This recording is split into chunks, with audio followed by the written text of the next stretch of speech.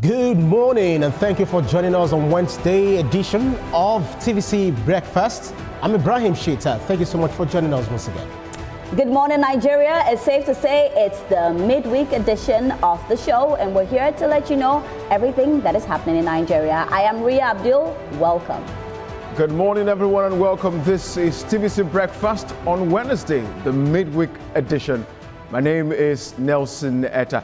Can you imagine, Ria and Ibrahim, we're already on the midweek. It's just a few days ago we said, welcome to a fresh new week. Exactly, and that's why I tell people, chase your dreams radically. That's because right. Time, the clock is ticking. Before you know it, we're getting to the end of the year. Absolutely. But I didn't say good morning to you guys. Good morning. High five from there. High five. Indeed. Good morning. It's always a pleasure to have everyone Right. here. Well, there's a lot to talk about on the show this morning. You know how we do it. From the newspaper review with Nelson, we will do the FCT brief. We'll have a very, very exciting interview, and then Olamide will bring us everything that is trending on social media. So the table is quite full. You grab your cup of coffee and let's have a fantastic show. But we'll start with the story where the National Agency for Food and Drug Administration and Control has issued a public warning on fake batches of Postinor-2, an emergency contraceptive pill found in circulation across Nigeria. Now, according to NAFDAC, 2 fake versions, type 1 and type 2, were discovered after the authorized importer, the Society for Family Health, confirmed it did not import the flag consignments. Now, NAFDAC adds that the counterfeit products carry clear signs of fraud, misspelled verification stickers, and incorrect phrases on the packaging, with both versions falsely bearing the registration number 046985. Now, NAFDAC warns that the fake pills may contain harmful or incorrect ingredients, posing serious risks like contraceptive failure, toxic reactions, long-term reproductive damage, or even deaths. This is quite a sad one, you know, hearing that we are seeing fake of these products. Now, we know these products are contraceptive. A lot of women take it because they do not, you know, want to get pregnant. That's the reason why they take it. But for me, I'm not even talking about what the product does. I'm talking generally about fake drugs. That's right. We know what fake drug does to your kidney. Over a long period of time, it destroys your organs. So to see that people are even producing this, and this is the question I always ask, you know, humans to humans, we are the ones doing ourselves. It's not just the government. If you ask me, we are the ones doing ourselves. But Ibrahim, what do you make of this? So when we talk about fake drugs, some of them, I don't know, some of them are also imported. Some of them are produced within. You know, people refer to analgesics as chalk because of the way it appears. And then you can imagine the kind of fake synthetic drugs that people will be putting together and then selling to the fellow humankind.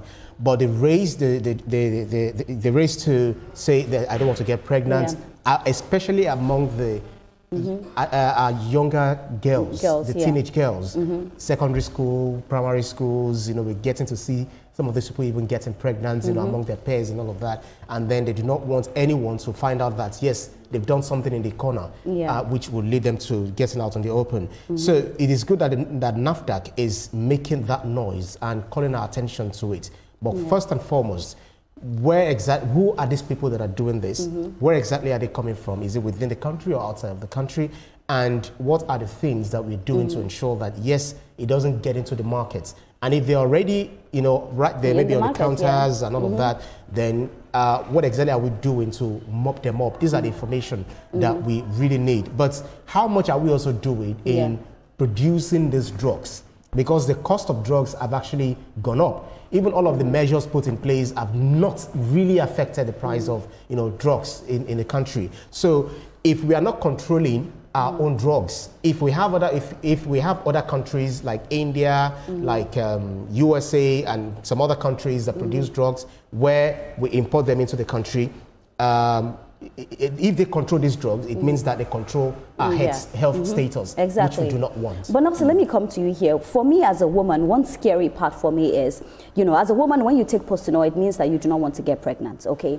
then imagine now going to buy Postinor that doesn't work. So you take it and you eventually get pregnant. At the end of the day, what's the thing you think about? And we all know that abortion is illegal. So that's even the scary part for me, you know, for women relying on this drug, and now this particular drug is fake. And once it's fake, it's not going to work. Of course, it won't do the reason for why the drug was in the first place invented. First of all, we have to give it up for Professor Adeye. Yeah. NAFDAC also, just like the late Professor Dora Quinley, under her, is going through a lot of transformation, frankly speaking. She's been on top of her game. I remember over and over on this table when we come to talk about the efforts NAFDAC is doing to nip or to curb this fake drug train. She's doing quite a lot, and so kudos to you, ma'am. However, we need to see more, because if these items are still even in the market in the first place, that's the scary part, actually. Nigerians won't probably know the difference between a fake one and the original one, hence why NAFDAC is there. But I don't understand why we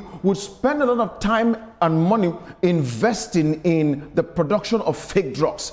I have asked that question over and over again. Can't we use the same money and energy and intellect and intelligence that we spend in producing and moving fake drugs around to bring in what is original? And you're making two gains. You'll be making money and at the same time saving lives. Which one is better? For me, it's scary, and that's why I say as humans, we're always looking for the cheap way out. Or maybe if they're making it cheaper. Is it really that cheap? What do you want me to say? Look at the risks they have to go through. No, I mean like the manufacturers. If they are doing it cheaper, maybe that's why they're making it fake. Because make it make sense. I do not see any reason why you should take your time, your intelligence and everything and produce fake drugs to harm other individuals. So a young lady buys this drug, like you said earlier, with the purpose of working, not getting pregnant, and alas, is the way Nelson is going like this with the baby. But the problem there is that we have schools, we have science research institutes, we have companies. I mean, institutions where they do research, medical research, drugs and all of that.